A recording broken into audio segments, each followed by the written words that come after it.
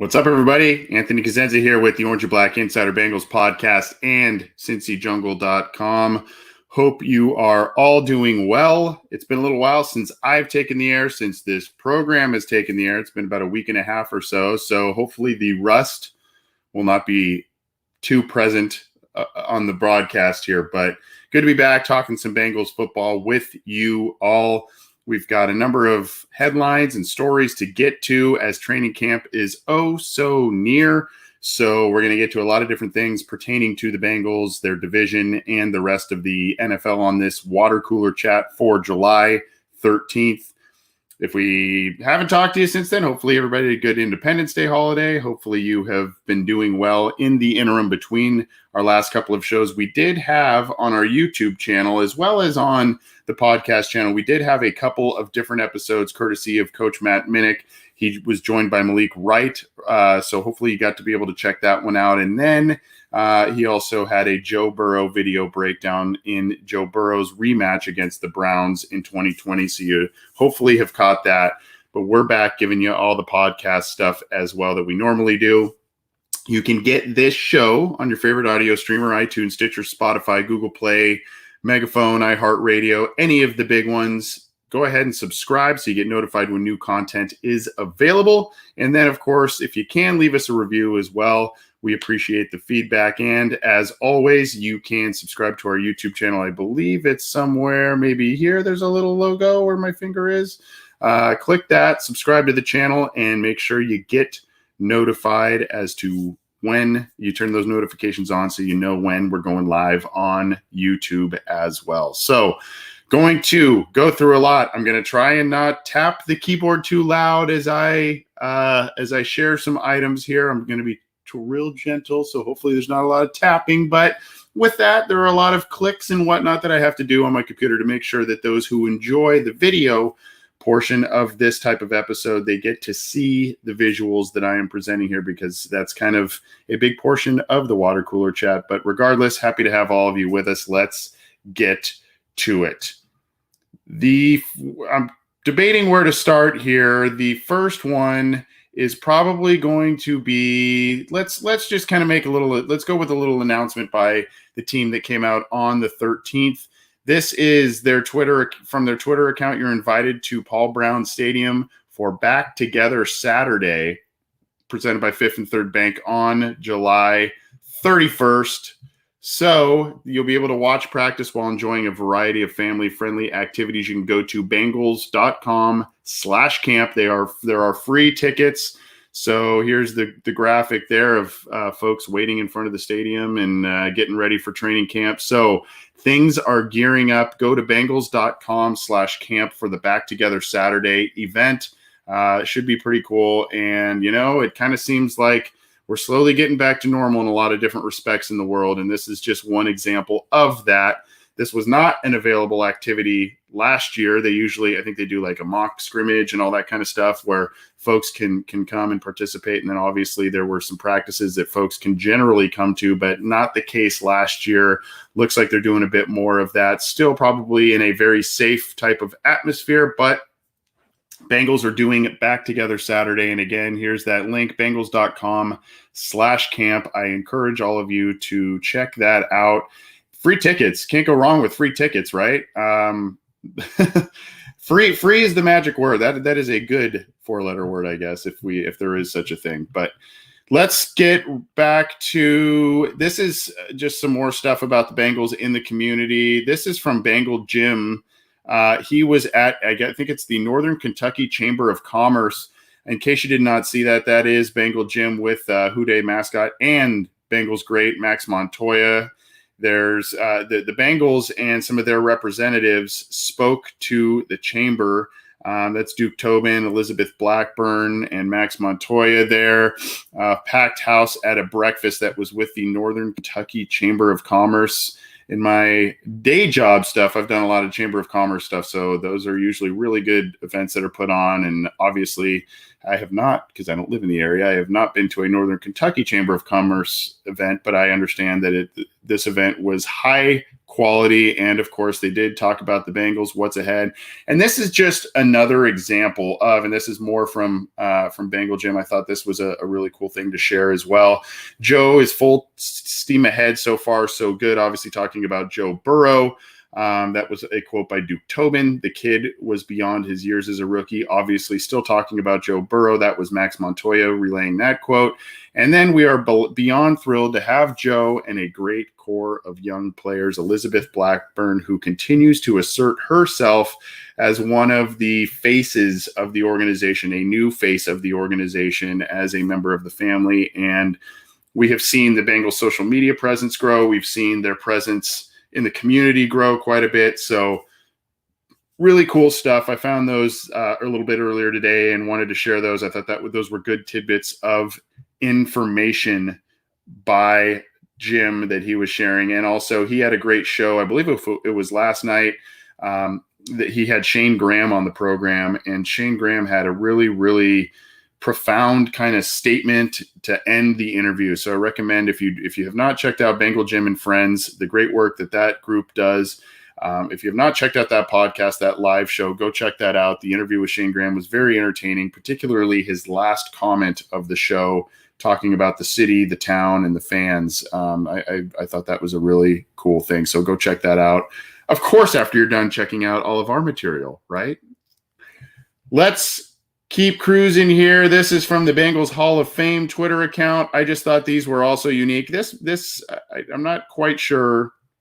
I think that this account is also linked to Bengal Jim. I'm not entirely sure, but it's a really unique Twitter account that really just kind of shines light on Bengals players who should be in the Professional Hall of Fame. And what these are letters, I believe, from Bengals players that were sent to members of the Pro Football Hall of Fame. Here's one from Dave Lapham.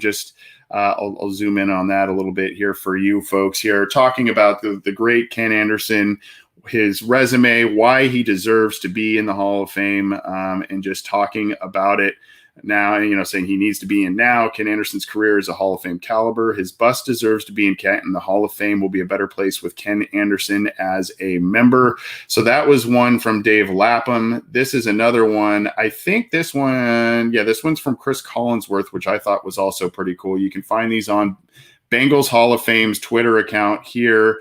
I think I reshared the same one. Let me reshare the other one here.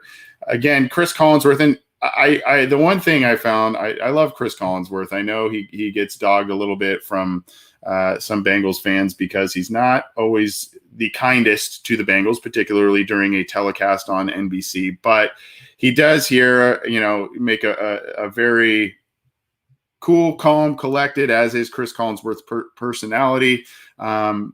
A very profound and compelling argument for Kenny Anderson to be in the Hall of Fame. So let's see if we can zoom in on this one a little bit for you as well. But basically, Kenny's a dear friend of mine and former teammate, but Kenny Anderson belongs in the Hall of Fame. So really, we had Bengal Jim on. We had Bengal Jim on recently to talk about this. The endeavor where they went to the Pro Football Hall of Fame, the jungle to the hall.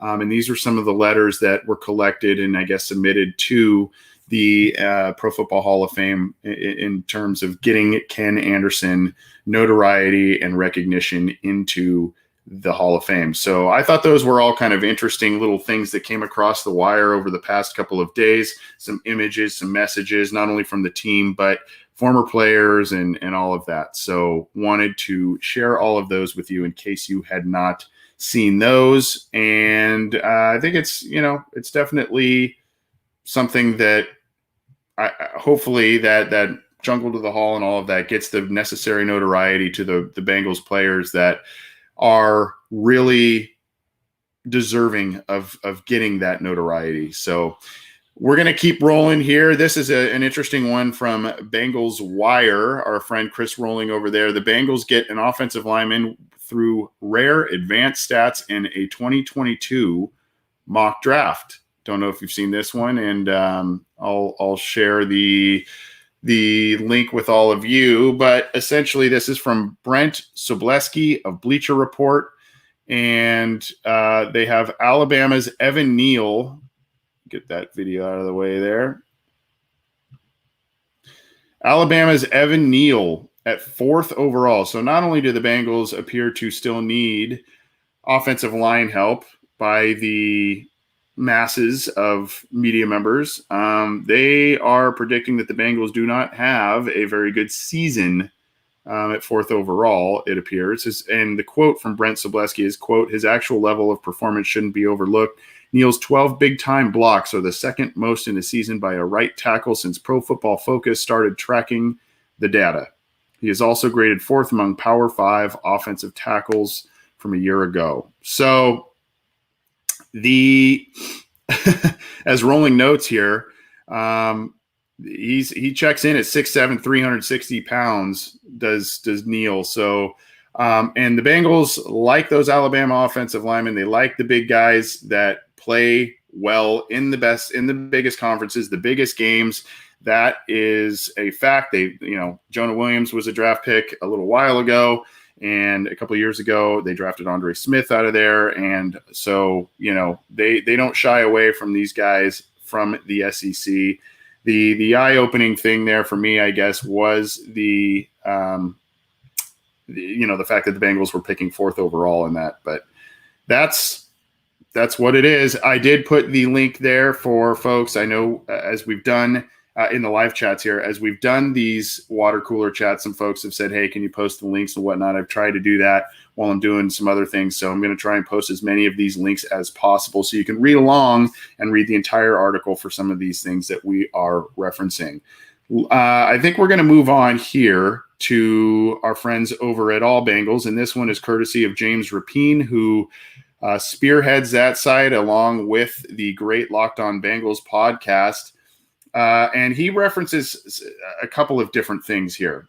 One is an article from Ben Volin of the Boston Globe, where he ranked the best NFL destination cities. The city of Cincinnati finished dead last. Obviously, it ranked 30th, and that's last, given the fact that there's 2 LA teams and blah blah blah. So, but Cincinnati finished dead last in his rankings. And Ben Volin wrote, the ribs at Montgomery Inn are great. I still got to go to Montgomery Inn. I hear a lot about that. So when I go to town, I will make that a spot. And you can stay across the river in Covington to cross Kentucky off your list of states visited. But there is not much going on in downtown Cincinnati. The stadium has no tailgating space, and the Bengal games are rarely exciting. Pulled no punches there, did Ben Volin of the Boston Globe. And so Bengals director of content, Seth Tanner, you can go follow him on Twitter.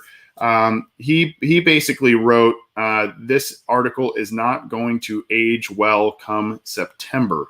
In 21, Bengals fans will get something they've never seen before. I can promise you that. So this, again, we've talked about this big push through the social media content and just the team kind of trying to embrace the city, its fan base, all of that a bit more, and doing so really at a high level, particularly over the past couple of seasons, off seasons. And so Seth Tanner, director of communications and whatnot with the Bengals, he says there's going to be something big in the works this year as the Bengals kick off their regular season. And I don't know exactly what that is. He kind of teased us with that, but apparently the in-game experience, the pre-game experience, and all of that will be revamped in some form or another, whether that's team organized type of things for fans, or, they're going to kind of latch on to some things that some of the super fans do and put together. We'll see, but really, really cool that a response there by Seth, even though it's a little bit of a tease. We don't know specifically what he is referencing, but should be something to keep your eye on for sure. Now, we talked a little bit about how the Bengals will not be, according to Pro Football Focus in that mock draft that we did a little bit, or we mentioned a little earlier from Chris Rowling over at Bengals Wire. Here's one. This is on Bengals.com. This is on CincyJungle.com, and I will post the link here for all of you to check this one out as well. This is basically showing that the AFC North teams should fare well, not not one word farewell, like they should be doing well. They should end well in latest NFL record predictions. And this is by my colleague, John Sheeran. Here is CBS Sports' prediction. And you see here, they've got the AFC North being a real tight race. They do have the Bengals with a winning record, but do not have them making the playoffs. They have this Ravens 12-5, Browns 11-6, Steelers 10-7, Bengals 9-8.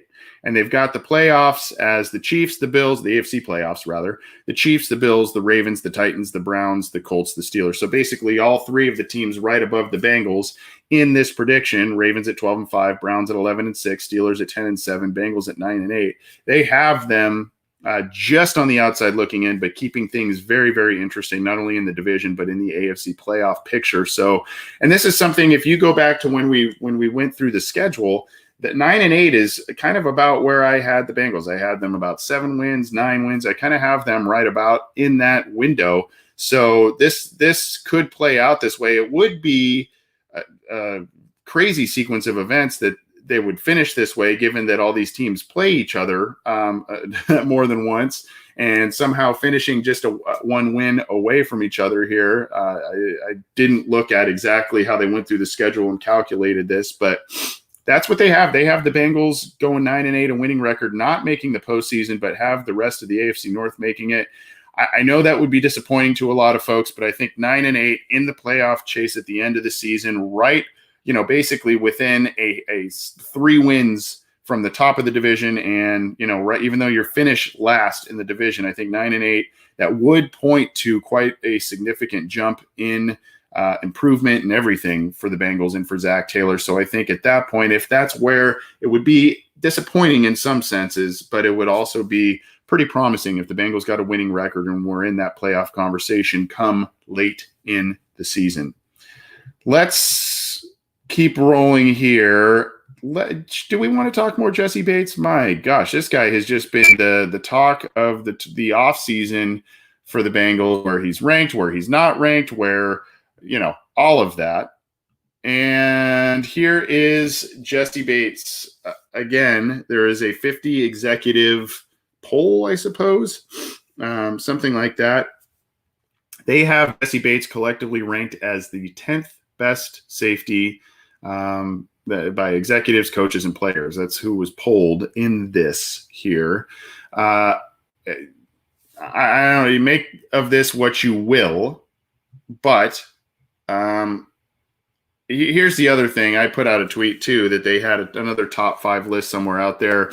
There's an ESPN list of the safeties, and of course Jesse Bates was not on that one as well. And he references quote unquote ball hawks, and some of the guys on there have 2 interceptions total apiece in 4 years of NFL service. Now, I know interceptions aren't the only indicator, but you can look at passes defended and all of that. But you look at a guy like Jesse Bates, if you're going to use the ball hawk yardstick or whatever as a metric, Jesse Bates has 9 picks in 3 seasons. So I don't know. I mean, all of this is arbitrary. All of this is opinion, and unfortunately, some of which is just because it's the Bengals type of thing. And if you look at this here, quote, and this is from one anonymous executive that told ESPN, who ran this poll, if he, meaning Jesse Bates, was on a different team, people would love this guy.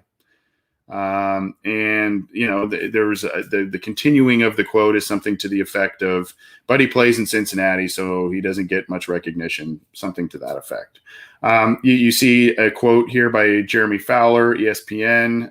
Bates' 47.7 completion percentage as the nearest defender ranks 3rd among safeties, and he basically got a pass deflection every 3rd time he was targeted. 15 breakups on 44 tries. So again, we talk about the pass deflections, pass breakups, along with interceptions, and he's right there with it, along with allowing a low completion percentage. So it's just kind of more of, we just got to keep, fighting the good fight, if you will, in terms of trying to give these guys the proper recognition, talk about them, get them out there in the NFL circles. I think people outside of the Bengals circle and people who know football, watch a lot of football, they know Jessie Bates is a high quality player. He'll probably get more recognition if and when he signs a new contract, deserved contract with the Bengals hopefully this summer, so he does not hit free agency next year. Hopefully that's the case. But as of now, that's where we're at with Jessie Bates in terms of national recognition. But hey, if he keeps playing, if the Bengals sign him, he keeps playing the way he's playing, who really cares what other folks think, right? You got to just be like, well, I mean, he's paid, he's going to play well for the Bengals, and he's a good player. So second team All-Pro, pretty much a snub there as well. But, he's one of the core players that the Bengals are trying to keep. I'm going to link this one here. This is the next one from Cincy Jungle and Bengals.com. So you can find that link on Bengals.com through our Cincy Jungle. But basically, they think there's some high hopes for Marcus Bailey in year 2. And Lou Anarumo and company believe that Bailey can have a real role. Let me share the screen with you here. One of our personal favorites. He came on the show right after he was drafted last year. Seemed like a really good kid and a guy that wants to prove himself after battling so many injuries and everything as a college athlete. And, there were some flashes in the seasons there where you've got some star ability. A lot of people thought if he wasn't battling injuries, he'd probably be a second or third round pick. Bengals got him in the last round and he played a little bit last year, but it was a little bit of a redshirt year for him as he was kind of coming back from the injuries, getting acclimated to the NFL. But, he's a guy that the Bengals seem to have a lot of hopes for. And if you really think about the injuries he had, when you see this here, he managed time in 11 games, although it was just 180 snaps and then 44 of them defensive. So he was more of a special teams guy. But the fact that he played in 11 games last year based on the injuries and everything, you got to like that. There was a Hobson's mailbag that he does. Quote, they're excited about Bailey too. They love his speed, his ability to chase, and his Purdue smart instincts. They think he can take the next step as a contributor on defense and as a core special teamer. As they say, you can't coach speed, and keep an eye on Bailey during training camp. He might just leave with a real role on defense. Now, we've talked about this as well, not only on this program, but a lot on Cincy Jungle, and other mediums have talked about it as well. The linebacker group is going to be a really intriguing group to watch this year because we're not really sure exactly what that's going to look like. There's probably going to be, a lot of rotation in there. There's probably going to be a lot of 2 linebacker looks, maybe at times loading up on linebackers, likely the case against the Baltimore Ravens with what they like to do in their run game. But there's going to be a lot of different looks on defense, and I think a lot of that will take place in the linebacker group. I think a lot of people think Logan Wilson's set to take a very nice step in his career in year 2. I think you just heard about Marcus Bailey. Hopefully they find a unique niche for Akeem Davis-Gaither that allows him to kind of be him and, rush the passer a little bit, kind of play a little bit. He kind of does a little bit of everything as a linebacker. So hopefully they find a nice niche for him to be able to do what he does best. Those linebackers last year, they showed a little bit of the youth in some ways where, I remember Akeem Davis-Gaither, I remember Logan Wilson.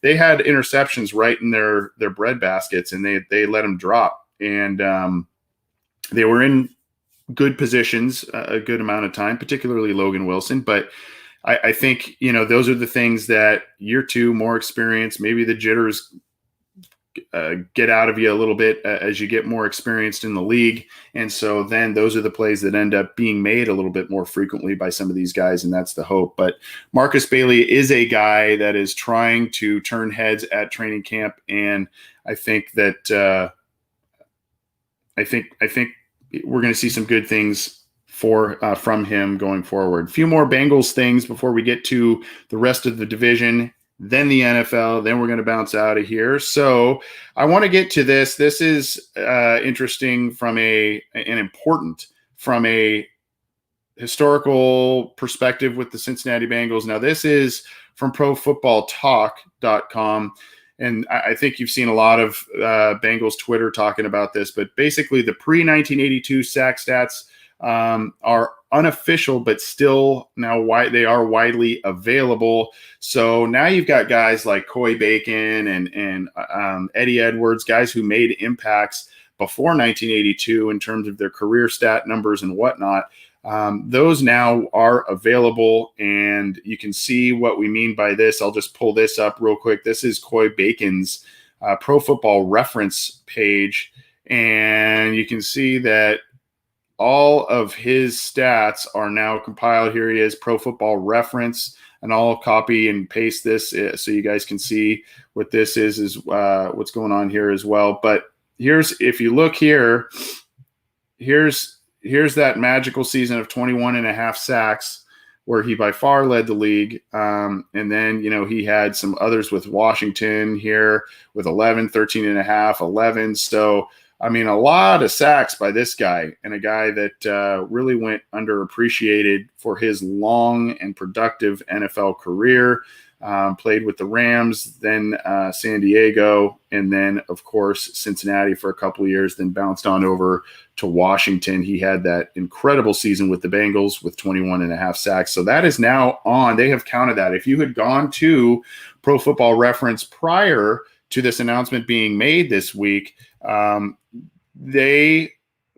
stats would not be readily available to see. So now it just is a matter of, do you count those? How as a franchise do you account for, team leaders, franchise leaders, all that kind of stuff? But those stats have been compiled and are now available. Pre-1982 sack stats for a number of NFL players are available. So I did put the Pro Football Reference page to Coy Bacon, so you can kind of see what I just showed you briefly there. But good to see some of these players get the recognition again. This is just kind of an initiative, not only by the Bengals, but just the rest of the NFL. There's so much. This generation of football fans are so data driven. They really eat up the Pro Football Focus data, the metrics, and all of that, myself included. And so, there are a number of different players from yesteryear that really, some of the younger fans aren't really in on or don't really know much about, because some of these stats weren't compiled and weren't available. So now they are, and hopefully some more of these guys like a Coy Bacon end up getting more recognition here. That incredible season of 21.5 sacks is something to definitely marvel at. The Bengals offensive line, we know, is in a big state of transition, but one of the guys they feel really good about, and it seems that he's got the inside track. Brian Callahan, the offensive coordinator, has kind of talked about this. I think Zach Taylor has mentioned a little bit. They really like Quentin Spain. They like what he did when he came in last year and solidified the interior of the offensive line a little bit. Now, he's a guy that is more naturally a left guard. They kind of played him at right guard. I think he bounced to tackle for even a little bit here. And, he played a couple of different spots, but you see here, Mr. Undrafted is Quentin Spain. That's his Twitter handle. But NFL on ESPN who's the most underrated player, and of course he said himself. But he was a guy that came back. He played with the Bills, was with the Titans, and then he was basically a starter from the get-go with the Bengals. But he's supposed to battle Xavier Su'a-Filo at that left guard spot. As of now, it seems as if Spain is kind of the front runner, one would think, for a number of different reasons. But he seems to be the guy there, and he seems to be hungry to prove people that he is, a high quality player and a high quality starter. One of those guys. Hopefully he ends up kind of becoming, different player, but hopefully he kind of ends up becoming like an Evan Mathis or something like that with the Bengals, where, you get this kind of street free agent guy and they come in and they end up playing really well for you. So Quentin Spain is on a mission to prove himself in 21. It seems as if he'll get every opportunity to start and be able to prove himself like he wants to do.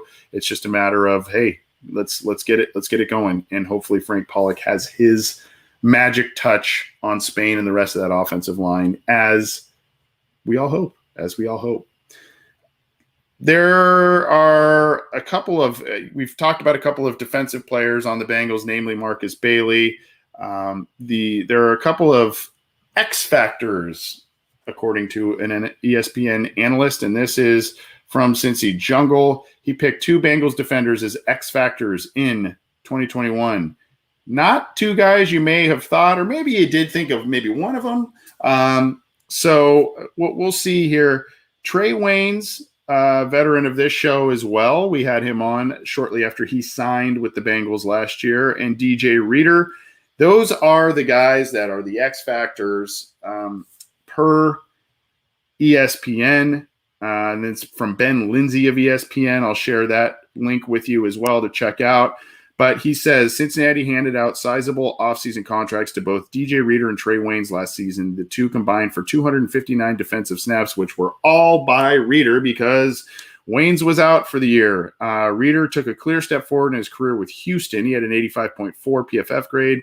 Waynes had overall grades of at least 66 in each of his final 3 seasons. Solid mark for corner. Healthy returns for those 2 veterans should bring a steadying presence to this defense. Yes, and more yes. The Bengals were hit extremely hard by the injury bug at both interior defensive linemen and cornerback last year. They had a lot of street free agents starting games. They were way down the depth chart in terms of guys starting games. So not an ideal situation that we saw last year for the Bengals. And that those are 2 guys, I guess, when you think about X factors, you're like, oh, Jesse Bates and maybe Trey Hendrickson, or I don't know. But those are, and it's a very astute observation by Ben Lindsay of ESPN to note those guys because, essentially the Bengals, they basically got nothing out of Waynes last year, and they got some good plays out of Reader. The impact of him being injured, you saw later on down in the season there when he was out of the lineup, things were a lot different up front without DJ Reader in the lineup. So, and he seems to be really committed to his offseason rehab and workout. So looking forward to having both those guys back as well. This was just kind of a fun one before we transition to, I'll share this one before we fully transition to the AFC North and the rest of the teams within the division. I saw this on Twitter here, and this is Cleveland's season. Cleveland SZN at Goated Baker is the @ handle. This is from NFL Polls Now. To be honest, I'm not really overly familiar with the account. I think this looks like an Instagram image, but it's interesting where fan bases have things sorted out. And the question was teams that made the playoffs in 2020, but will miss them in 21. And if you look, and this is kind of the question by @ Goated Baker, is saying, so the Bengals are going to win the division because if you look at number 5, look at number 6, and look at number 7 on that list. There are 8 teams listed. Number 5 is the Pittsburgh Steelers. Number 6 is the Cleveland Browns. Number 7 is the Baltimore Ravens. That's how the vote shook out.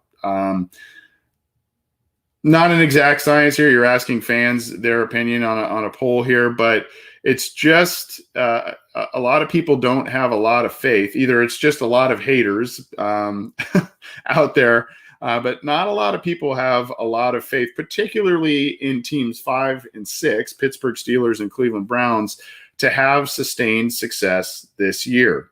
That's just kind of the messaging here. So when we're talking about all the way that first thing I shared with the Bengals getting that, the draft pick of next year and the number 4 overall pick, this is a little bit of a different message here in terms of public perception. But you look at the Bears, Washington, Indianapolis, New Orleans in the top 4. And then, of course, Steelers, Browns, Ravens, 5, 6, 7. And then the Seahawks at number 8 are the ones where fans identified as ones that were not going to make the postseason. So not an exact science. but it is what it is.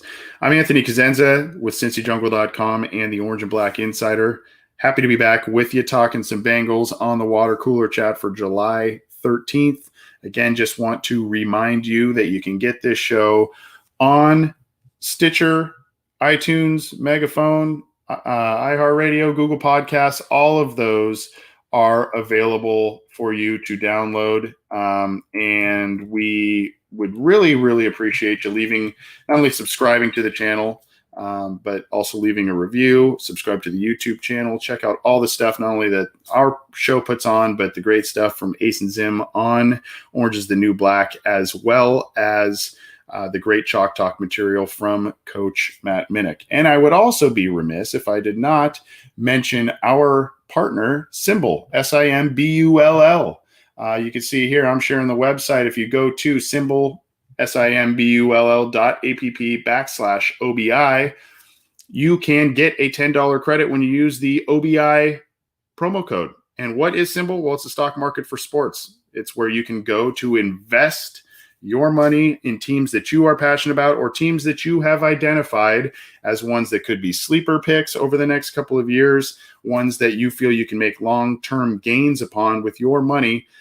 You can do that through Simbull. So if you're a fantasy sports aficionado, if you play the actual stock market, if you do some other sports betting, you got to check out Simbull. It's not the same as those, but it is definitely something you will want to put in your repertoire. It is the stock market for sports, Simbull, and go to simbull.app/OBI and put in the promo code OBI for your $10 credit. And as you get I'm going to put the link in the live chat for everybody as well.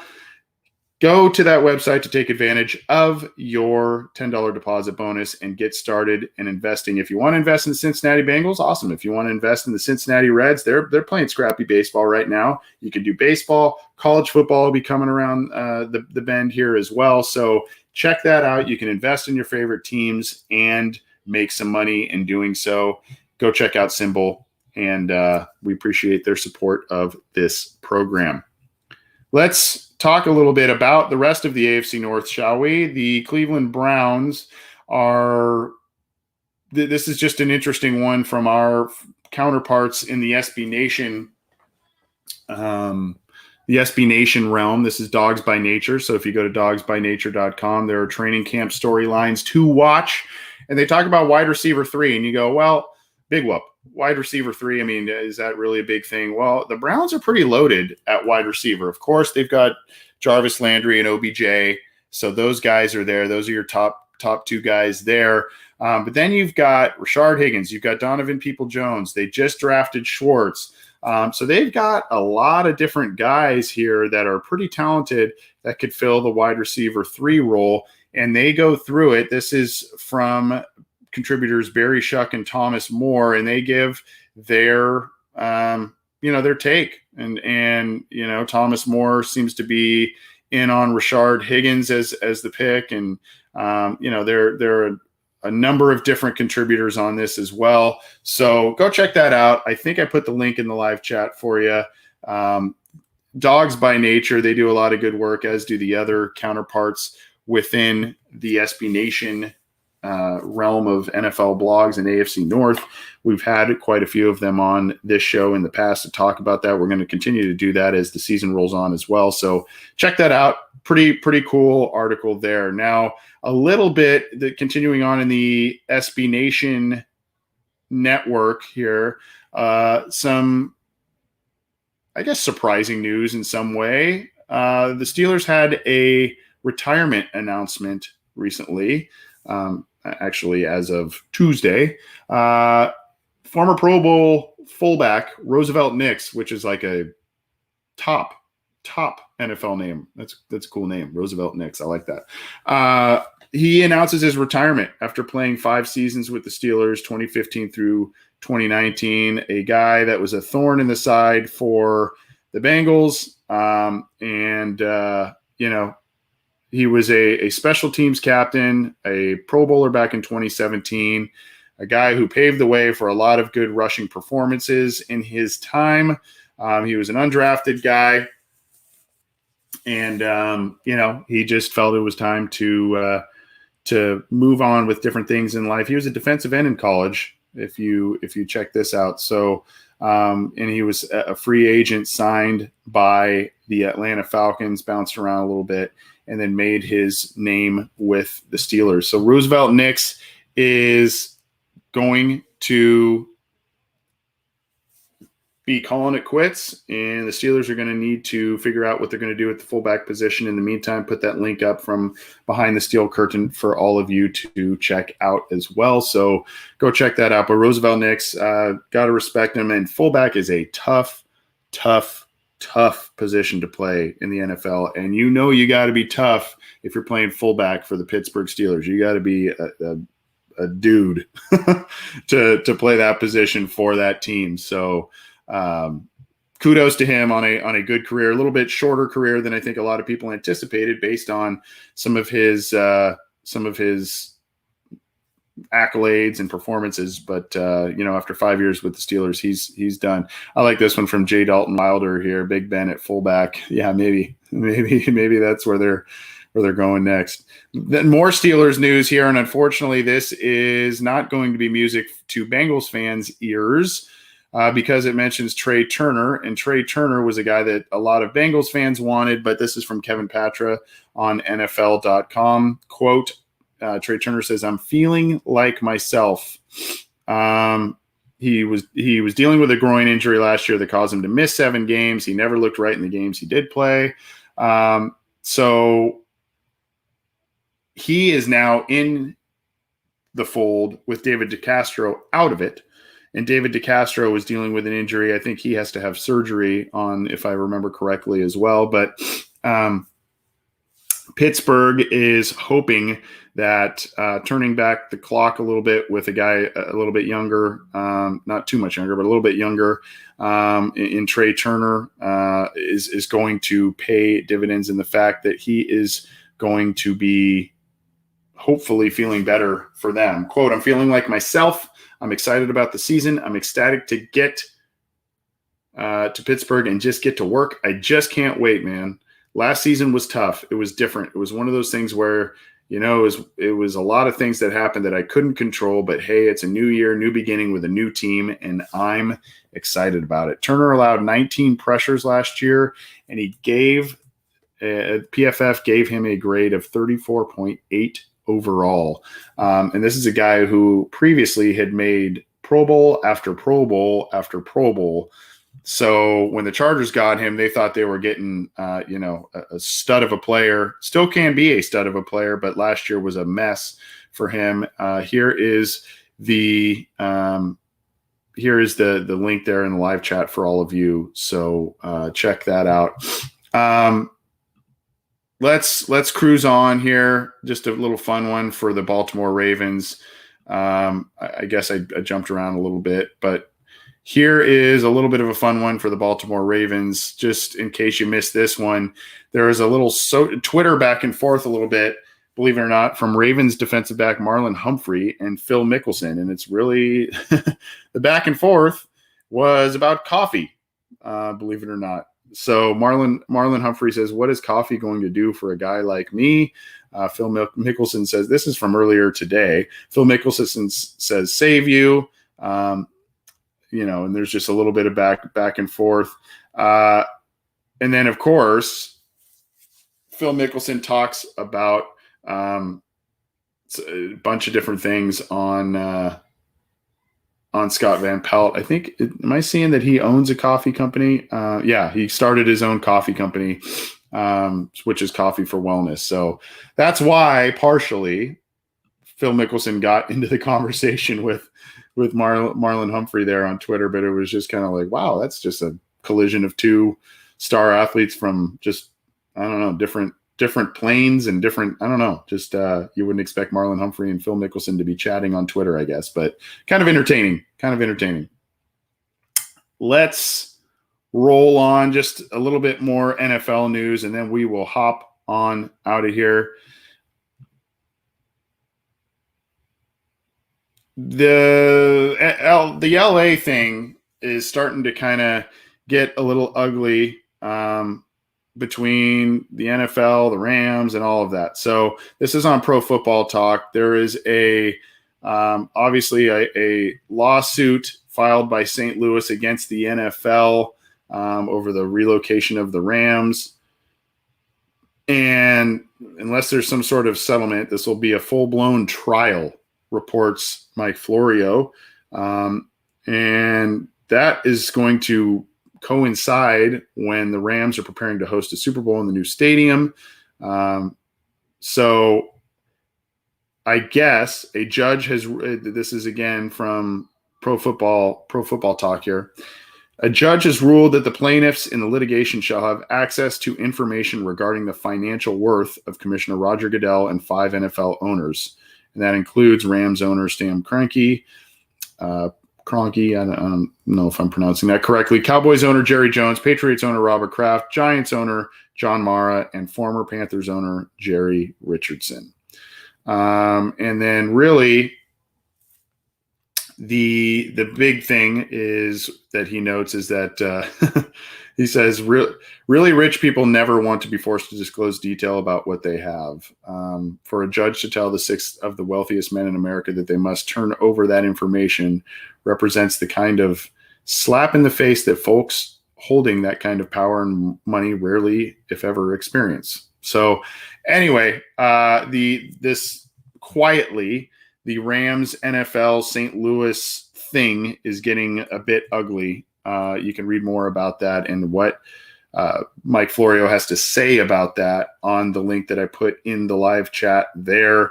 That Florio comes from a legal background, so obviously when there is something in terms of lawsuits or any of that kind of realm, he does know quite a bit of what he's talking about, and does have a heavy interest in it, so he likes to report on that. But go read about that when you get a sec here. Speaking of the Rams, just in case you did not see this, just a little fun one. We'll lighten it up after that a little bit. I guess, did they unveil new uniforms again?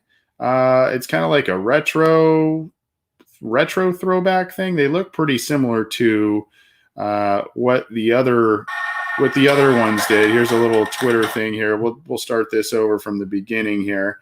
You've got Cam Akers showing it, and what's kind of cool is Eric Dickerson. And he's, there's a whole spiel here. It's about a minute long, but essentially he's got a little bit of a throwback vibe along with the new uniforms that they unveiled last year. Personally speaking, I was not an overly huge fan of the uniforms that they unveiled, but they gave them maybe a little bit of a different twist, a little bit of a calling to the old school uniforms along. They kind of blended it with the new school uniforms there. So you can go on their Twitter account and check it out. Eric Dickerson makes a cameo talking with Cam Akers, tossing him a uniform there. So I don't know if you're interested in that sort of thing, kind of big off season for the NFL and New Jersey's Bengals. Hello. So could pique your interest. Go check that out. Last one. And this was a fun one from CBS Sports and CBS Sports / NFL.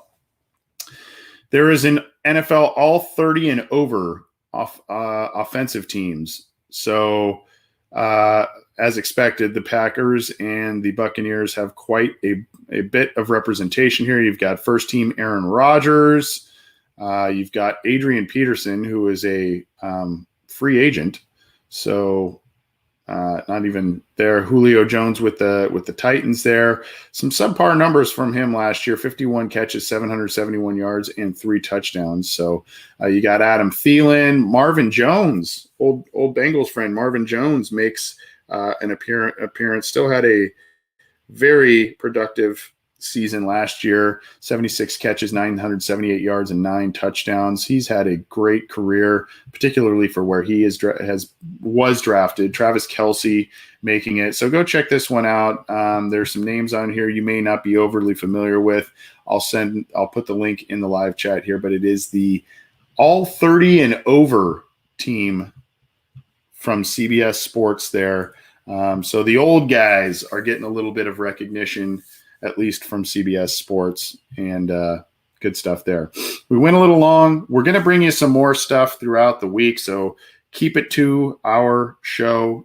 Keep it to our channel as well. Subscribe if you can, and leave us a rating. We appreciate it. This has been the Water Cooler Chat, where we talked about the Bengals. We talked about their division and what's going on there, as well as the rest of the AFC North. Hopefully the tapping noises were kept at a minimum, as I was trying to screen share and share all kinds of information and graphics with you. But appreciate the support, everybody, and have a good rest of the week. We'll see you tomorrow night for our flagship show, and keep it to the channel for the other great ones from Orange is the New Black, Ace and Zim, Chalk Talk from Matt Minnick, and we'll see you next time. Take it easy.